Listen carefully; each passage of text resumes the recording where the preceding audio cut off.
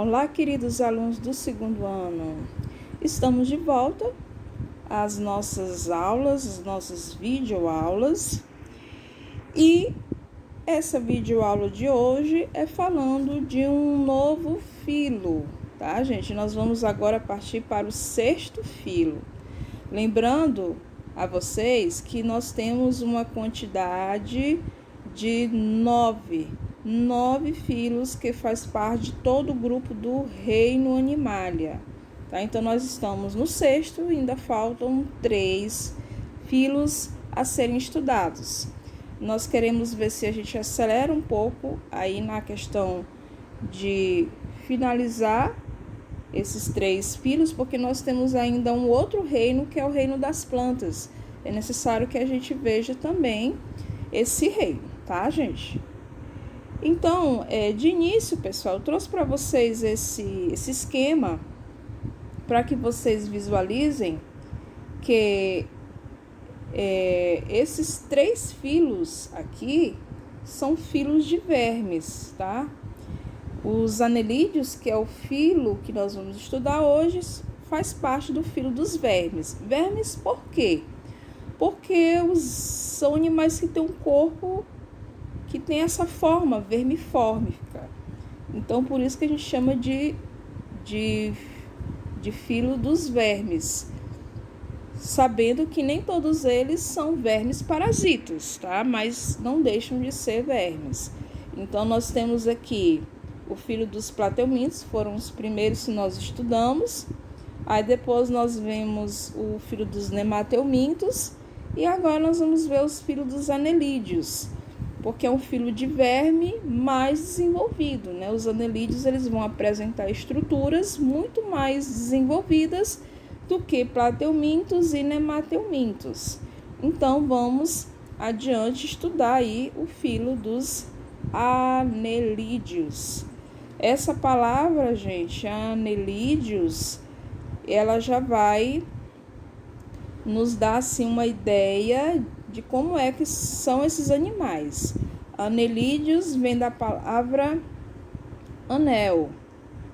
Então, o corpo desses animais, eles é totalmente dividido, é totalmente segmentado, né? Ele é cheio de segmentações.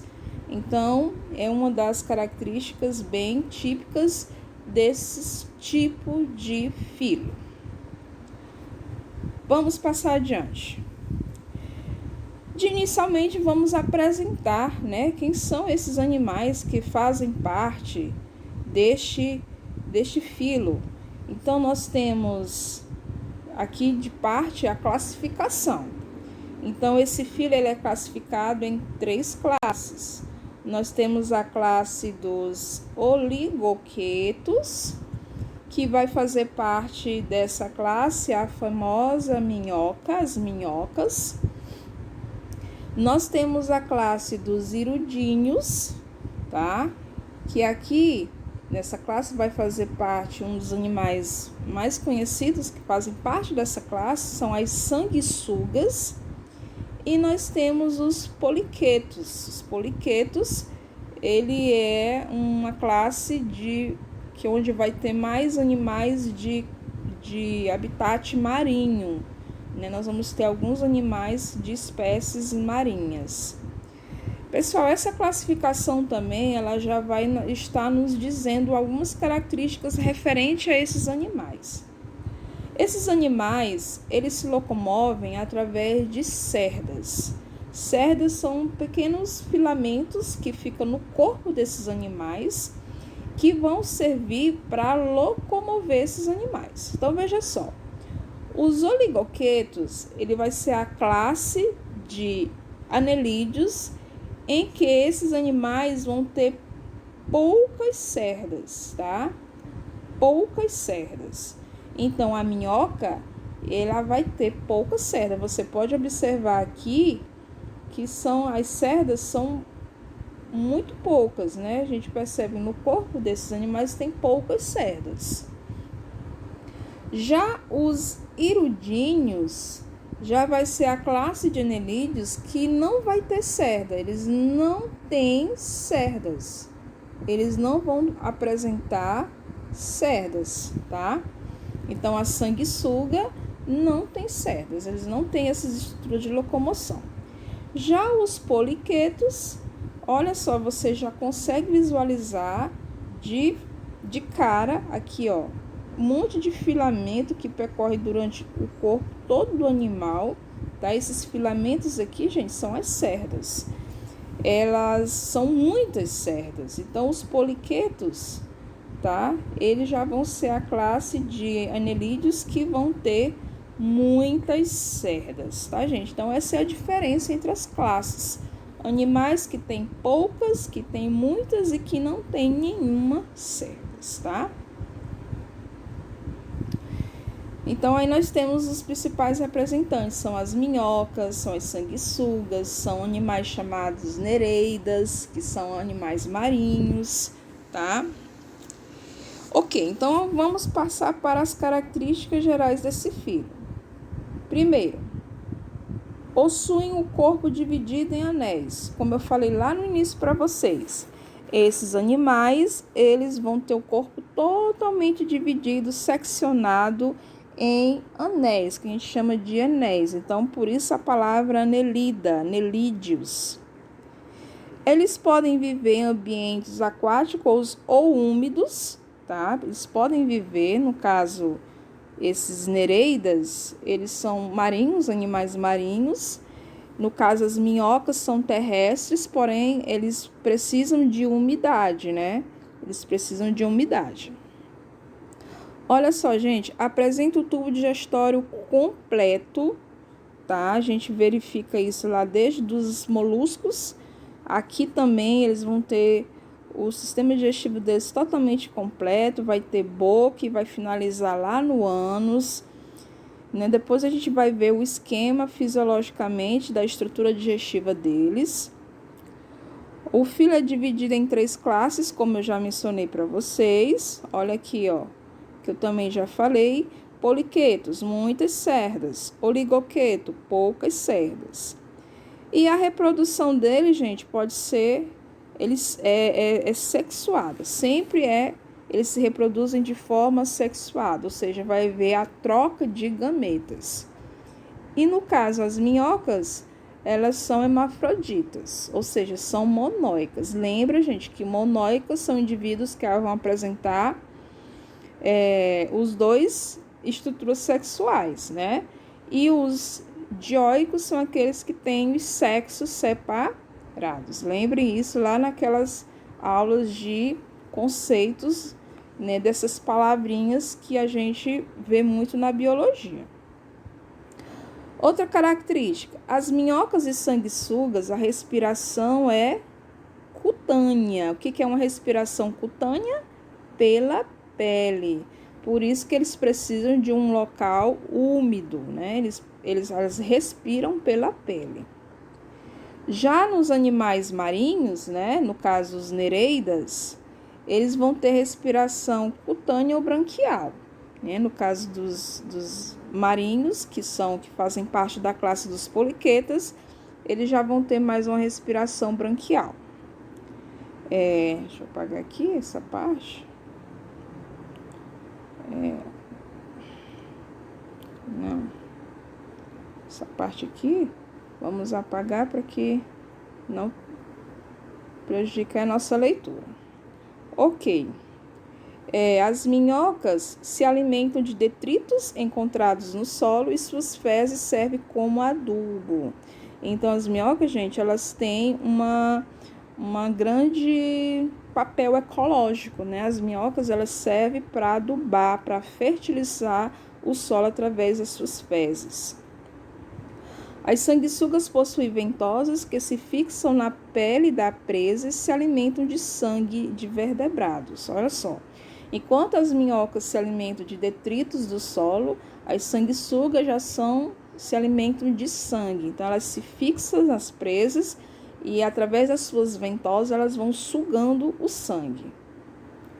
Já as nereidas são também carnívoras e se alimentam de larvas e outros pequenos organismos.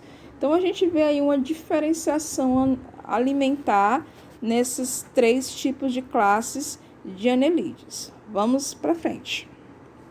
Olha só, a gente está vendo aí a minhoca, né, em alta definição para a gente poder verificar. Depois a gente vai, olha o corpo totalmente, você dá para perceber, é cheio de divisões. Essas divisões são os anéis, né, por isso que eles têm esse nome, anelídeos. Essa estrutura aqui, daqui a pouco a gente vai ver que vai ser uma estrutura muito utilizada no processo de reprodução delas. Vamos para frente. Aqui, gente, já é os animais marinhos que fazem parte lá da parte de poliquetos, né? Olha a quantidade de cerdas que esses animais têm. Então, são muitas cerdas. Sem tirar aqui os anéis. Olha só a quantidade de anéis que esses animais têm, tá? E por último, a gente vê a sanguessuga, viu, gente? A sanguessuga, ela já não vai ter cerdas, porém não deixa de ter, as divisões, os anéis percorrendo todo o corpo. Vamos para frente. Gente, aqui já fala um pouco do processo de reprodução, no caso aqui da minhoca. Como eu falei para vocês, a minhoca, ela tem uma reprodução, todos eles se reproduzem de forma sexuada.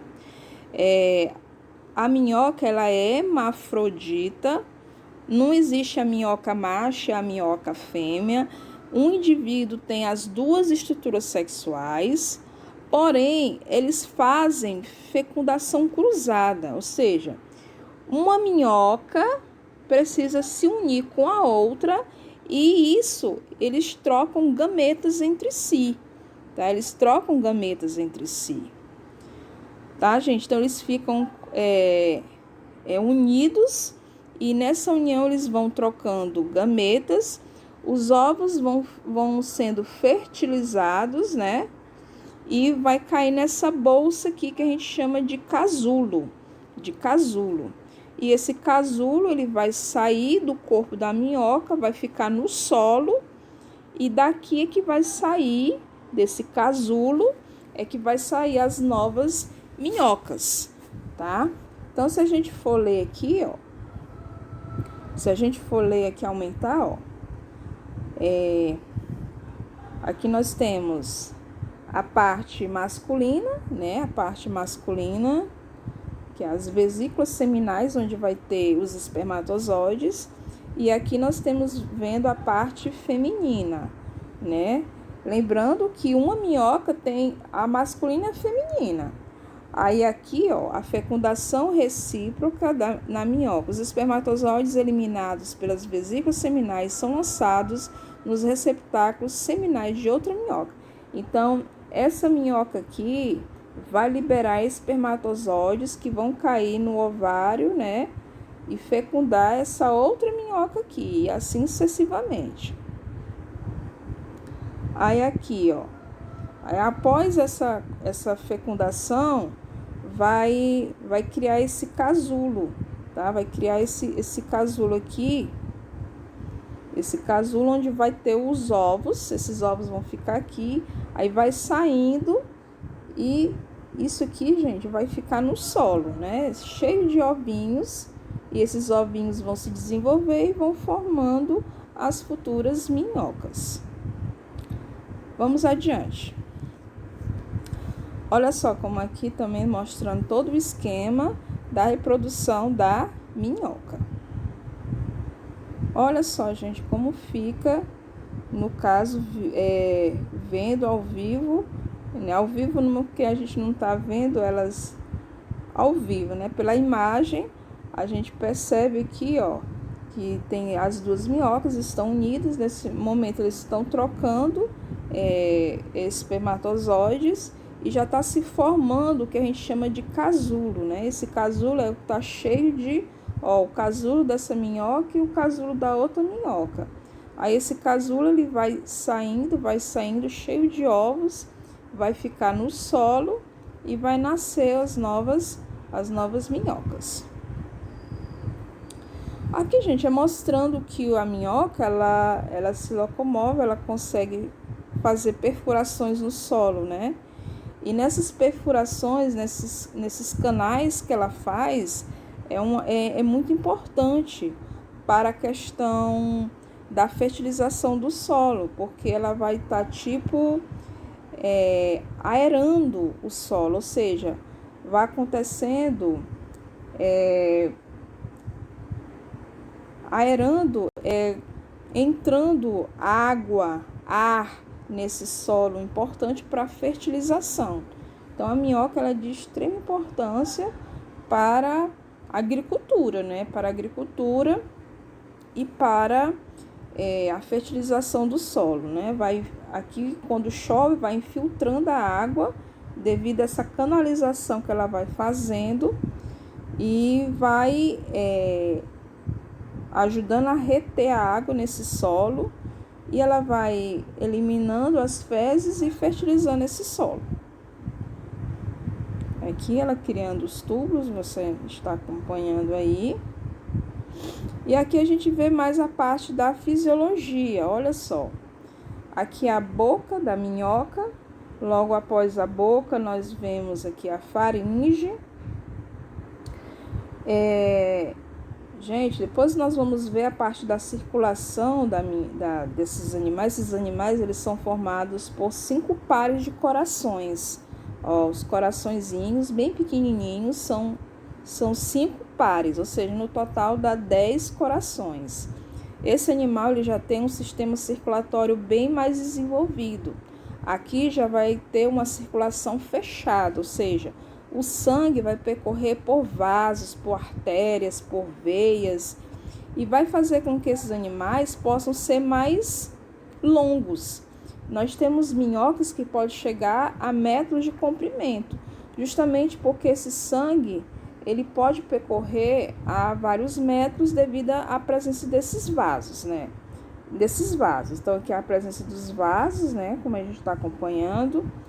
Aí, ó, esses animais têm um papo.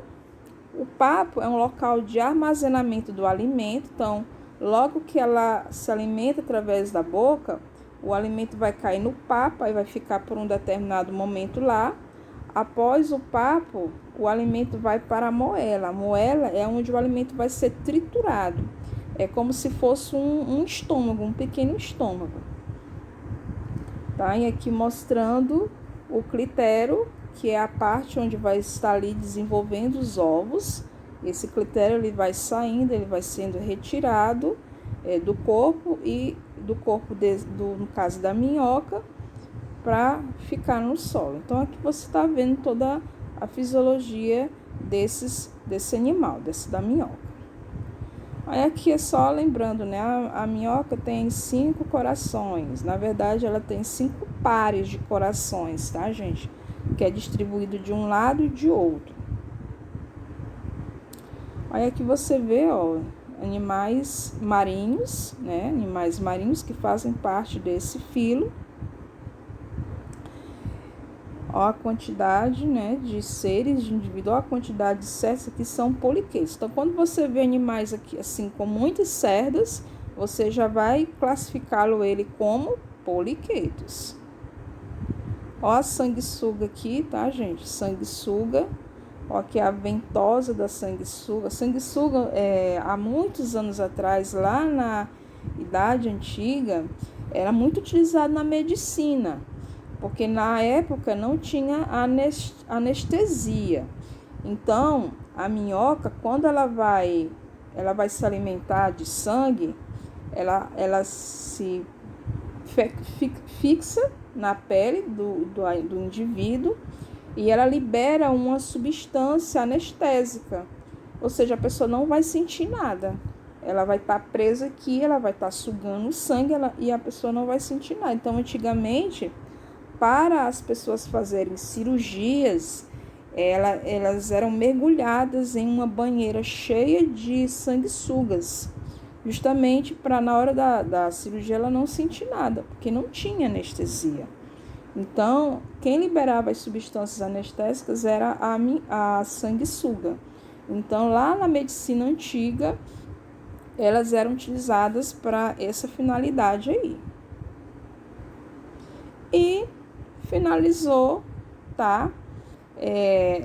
A parte aí desse filo, gente. Esse filo é bem simples, não tem muita coisa para ser falada. Só reforçando a questão da circulação, eles têm uma circulação fechada, né? Um dos grandes avanços em relação aos vermes, porque os outros vermes, os plateumintos, os nemateumintos, não tinham circulação fechada.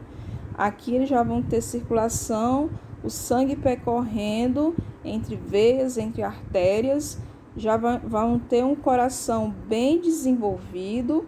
Então, tá aí a parte de anelídeos, é um filo bem simples, tá, gente? Então, quero que vocês assistam o vídeo, eu vou ficar olhando as visualizações, porque esses vídeos todos estão no YouTube. Faça o seu comentário lá no Google Class, eu vou deixar um tempo maior para vocês fazerem esses comentários, tá? Faz parte da participação, a participação é 4 pontos que são somados nas atividades, tá? Atividade vale 6, participação 4. Então, se você participa, se você assiste, eu atribuo esses 4 pontos junto com no caso, a participação. 4 pontos de participação e 6 pontos na atividade, tá, gente? Se vocês quiserem estar acompanhando no livro de vocês, nós estamos já no capítulo